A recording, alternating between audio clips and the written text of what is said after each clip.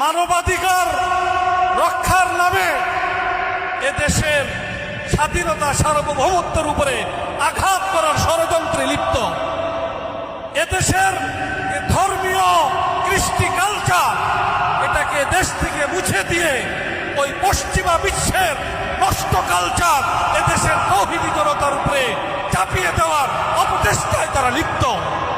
অতএব হেফাজতে ইসলামের কেন্দ্রীয় নেতৃবৃন্দ এ ব্যাপারে ইতিমধ্যেই সরকারকে বারবার সতর্ক করছে।